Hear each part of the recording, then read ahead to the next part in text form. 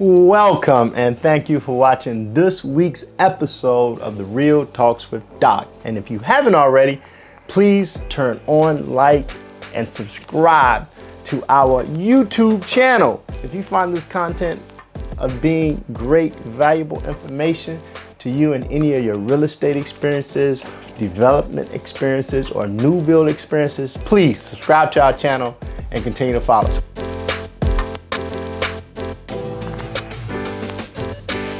So let's jump right into it. Good day to you, Kay.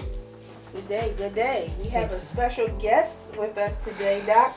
Yeah, and my heart is smiling right now because this is my dearly beloved first cousin, Angela Vanessa Gressett, visiting us all the way from the peachy state of Georgia. And Angela is here. Before we get started, I always love to promote the businesses and services of people in our circle because it is our responsibility to support one another, and we would love to support your business as well. So again, subscribe, like, and follow us, and just drop us a message and we'll always respond back. So Angela, welcome, welcome, cuz, and please tell us a little bit about yourself, your business, so we can jump right into it. Thank you, Dr. Bowman, my beloved cousin. I'm Angela. I am the owner and CEO of Ascension Advisors, a business consulting advisory firm that specializes in transforming your business from a people, process, and technology perspective. So all about that organization change that drives business growth, change that drives revenue growth, especially, and the change that actually just helps your business to reach its maximum potential. So I've been here with the CEO of Teabow, my cousin, and just super duper excited about what's happening here in this construction conglomerate, and just super happy to be supporting you in any way that I can from an advisory perspective. Yes. So what do we have today, Kay? What are we talking about? So we want to get your thoughts, Miss Angela, on being a homeowner and what it's like, and what are some questions that you've always wanted to ask a general contractor, a construction company, about the things that you've just experienced as a homeowner. That's a good one. Okay, that is a phenomenal question and also very loaded. I think we might need 2 episodes. So I think what comes top of mind, Dr. Bowman and Kay, as a homeowner, and then also as a business owner and an advisor. I gotta stop. We love for these to feel natural, organic, and scripted, and it's very weird for my cousin, since we're in diapers, to be calling me Dr. Bowman. I don't mind everybody knowing in the world that my nickname is Pooh. So she's gonna refer to me as Pooh, so we can have a normal conversation, because that feels a little awkward. I'm gonna call him Dr. Poo Poo. I don't like that. I just like it. It's just Dr. Pooh. Dr. Pooh. Yes. All right. So yes. So we'll take it back to Roseville, South Carolina. There we go. Bowman, South Carolina. Branchville, all in there. All in the field. Okay. All right. This is organic, though. It's definitely organic. So, owning a home. So I built one. I bought 2. I would say I've had trials and tribulations in both fronts, right?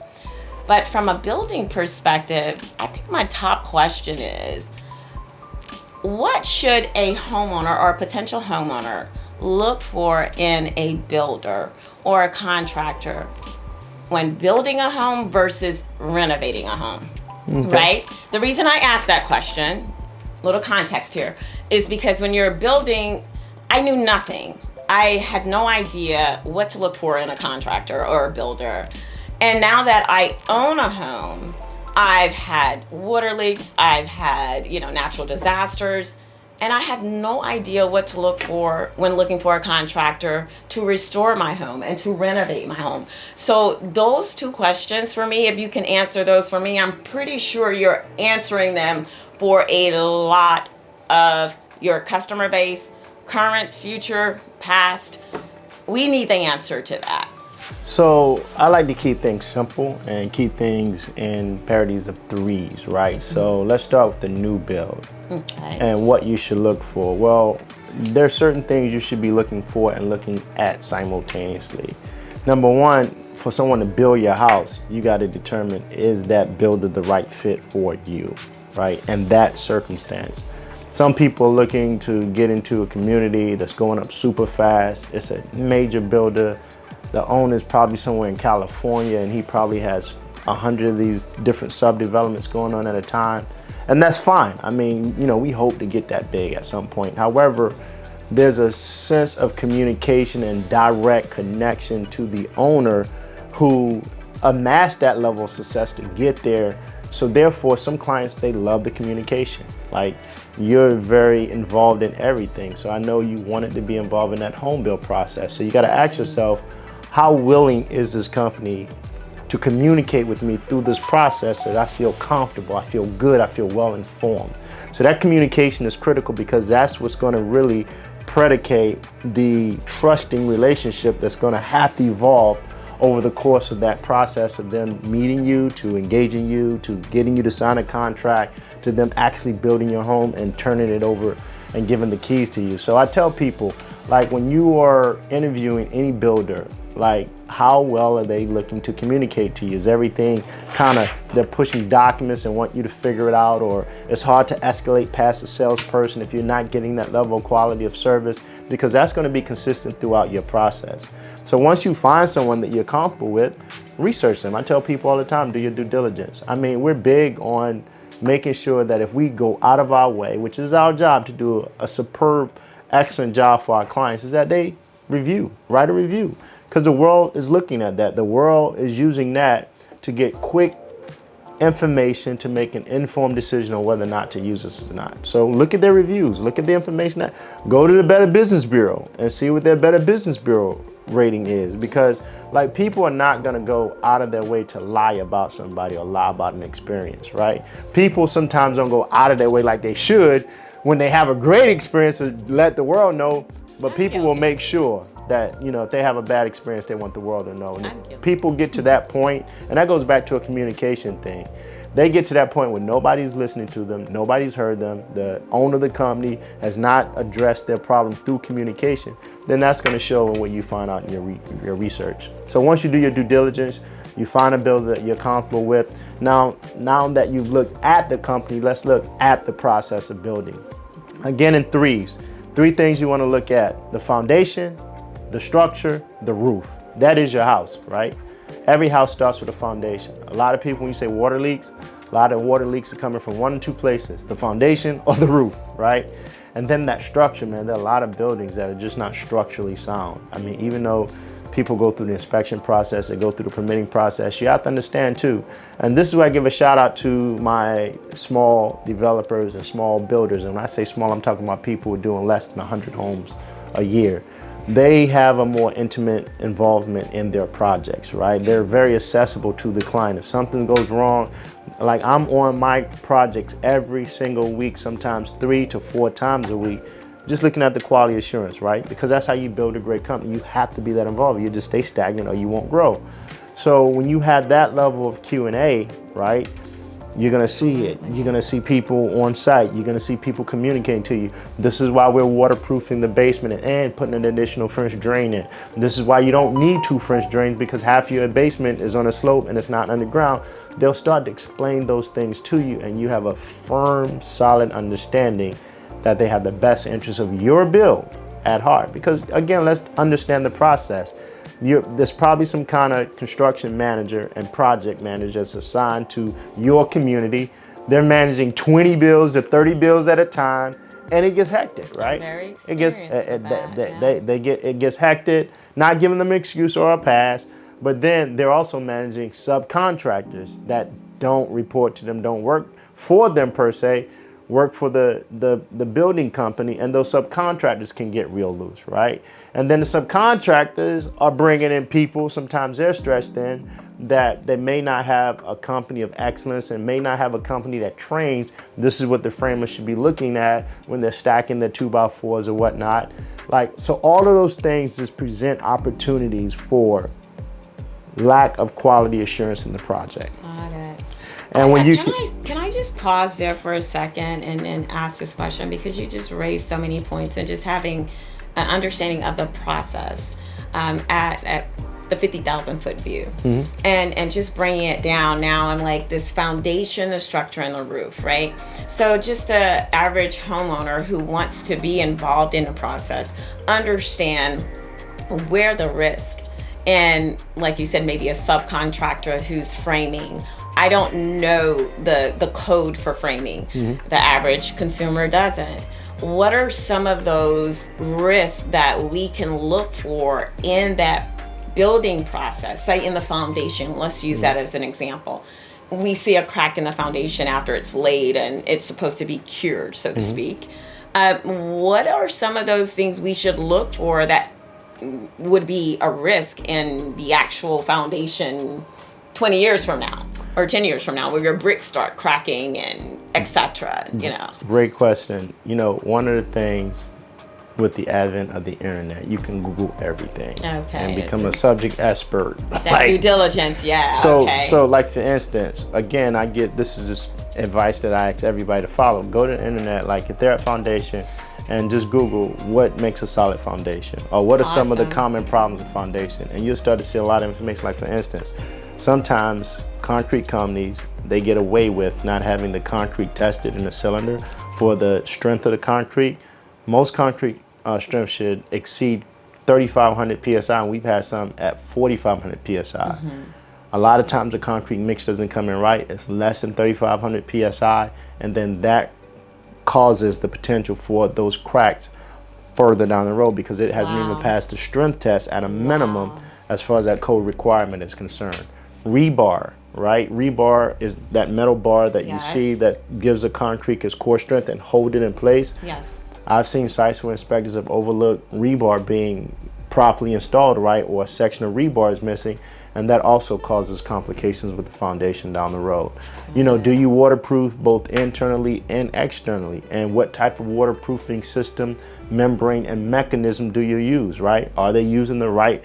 Is your property in a high water table area? Like, that's a great question to ask that people don't think about, because the higher the water table, when you get those down torrential pours, right, that's easy for water to come through the ground under your slab and causes your slab to shift, that a lot of people don't know about. So you want a really great French drain system to mitigate and manage that water if your property is in a high water table area. So a lot of times the project manager, by the time they get the plans and it's a go for them to build, they don't care about any of that. They just care about meeting their deadline, making sure from what they can see, and the inspector doesn't ding them on that it's a go. You also, just like you got good doctors, you got bad doctors, you got good lawyers, you got bad lawyers, you got good inspectors, you got bad inspectors, right? A lot of times they're on the clock, they're trying to inspect 20 houses in a day and they're missing things.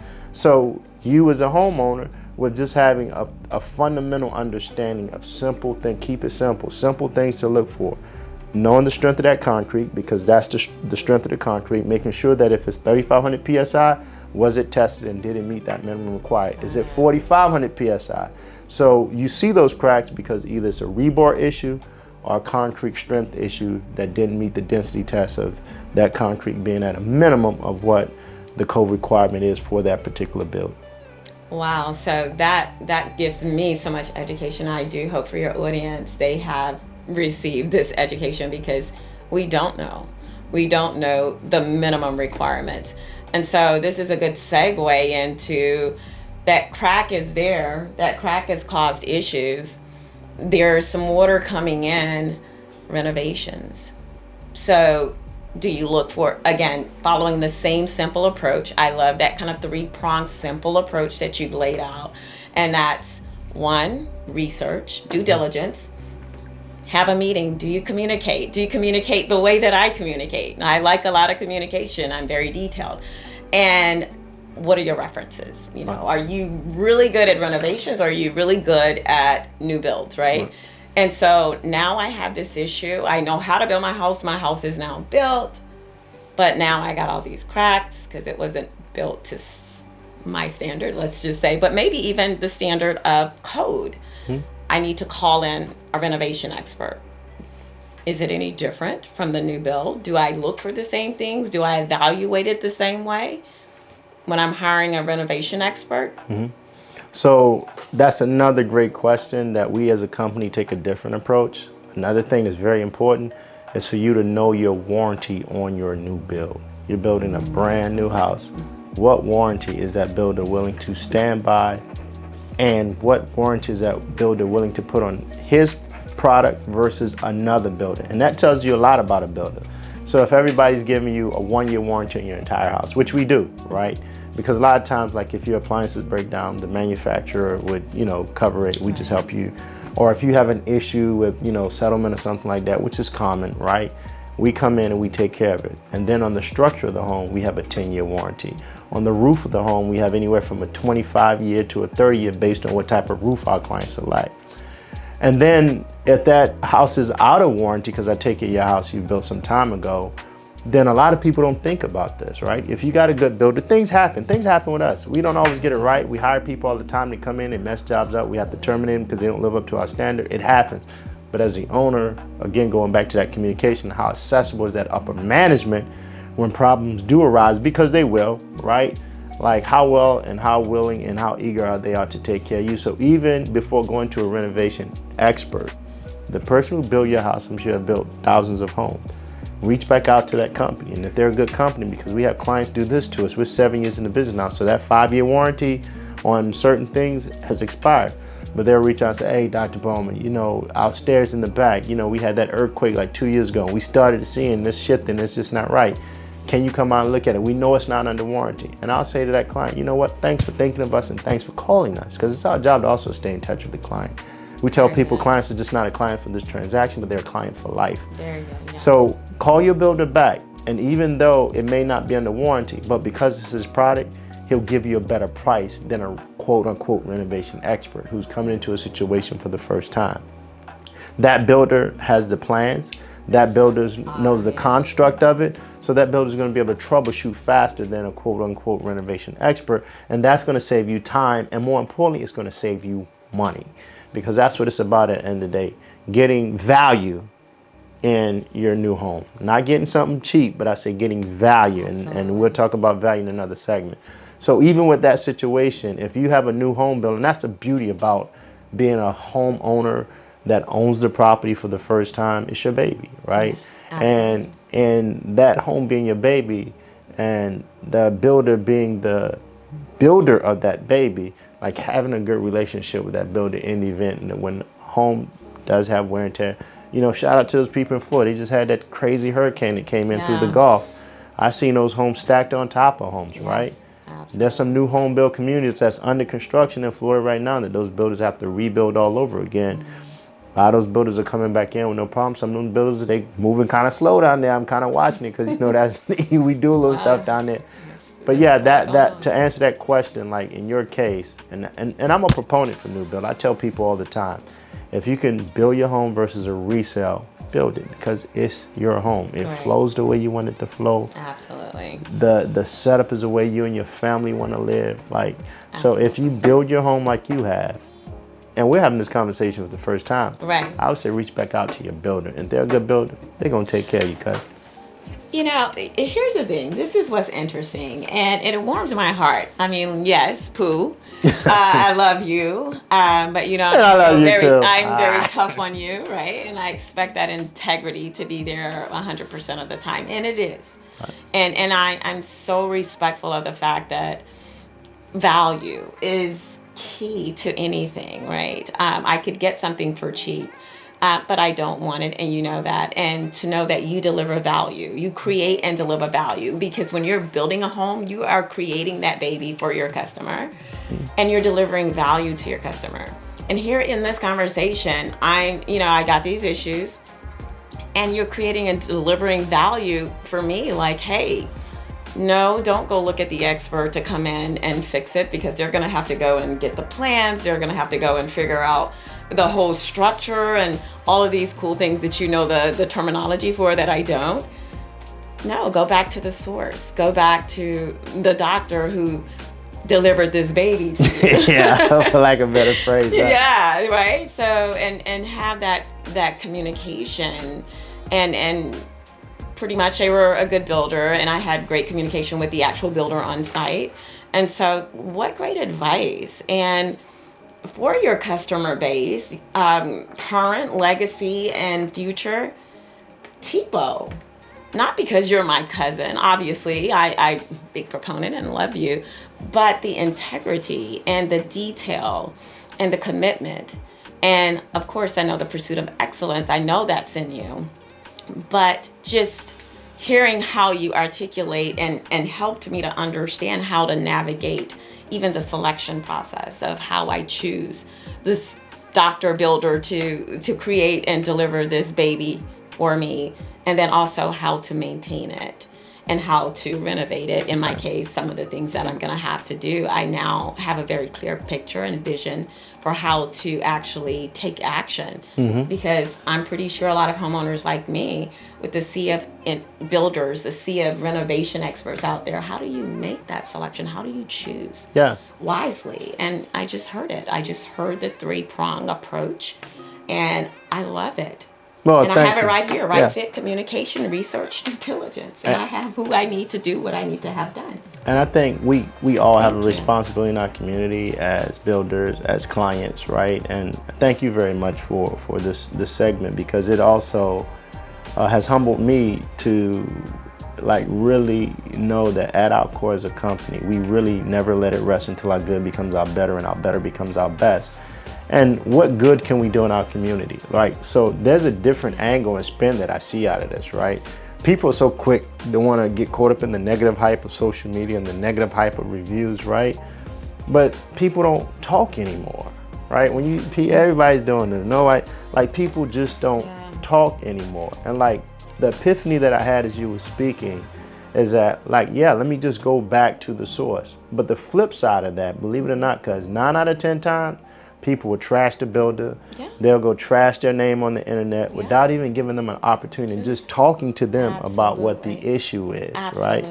And that doesn't make for a good world. That doesn't make for, and that's where fear comes in, because people start reading all this negative stuff. Oh, this client said that and this builder's that. I'll just go buy a house, do a home inspection. And then they miss out on a beautiful process, a beautiful process to your own baby, your own baby. So that's a very important thing. If you have a problem with new build construction, be fair, be kind, be courteous. Call the builder and give them a chance to at least make what you think is all wrong, they can make right. That's a big lesson. Never stop calling. If you don't get them the first time, try again and keep trying. Because I can almost assure you that the source has the solution. How important is it for your community to support what you do, like your businesses? Like, how important has that been for you two as family, and also respecting each other as business owners? This is like one of my little things in life as I'm getting old now. I really look to tap into things that give me pure delight, joy, and contribute immensely to my happiness. And one of the things that really does that is mom and pop restaurants. I love going to a good mom and pop restaurant. Number one, because it's local. Number two, those mom and pop restaurants are part of the community. They are the community. And number three, going back to your question, if the community does not support the local businesses of the community, those local businesses will perish. And all you have is these mega conglomerate businesses that come in, and you won't have that personal touch, you won't have that personal level of communication, and you won't have that sense of community. So it is critical that everyone in the community support their local community businesses, because that's what make up the core DNA and fabric that gives that community its unique character, its unique culture, and most importantly, its unique sense of identity of what they want that community to look like, feel like, and be like. I think your words of wisdom actually covered every single topic and word of wisdom that I was going to actually deliver. So I don't want to be redundant, Cassandra. I would just add one small but very large component of that community is our children. They are the future. And so engaging the broader community, even down to the next generation, to help them understand the value of entrepreneurship, understanding the value of community and how we work together to build, right? Building a house takes a community. Yes, it's a community of builder, contractors, subcontractors, customers, but getting that information out to the community, cascading it down even to the little ones on the playgrounds today. You know what happens? Community is built holistically and it grows astronomically. And so I just had to add the children because, of course, they are the future. I believe the children are the future. Teach them well and let them lead the way. Show them all the beauty they possess inside. Give them a sense of pride to make it easy. Woo! Let Teabow build that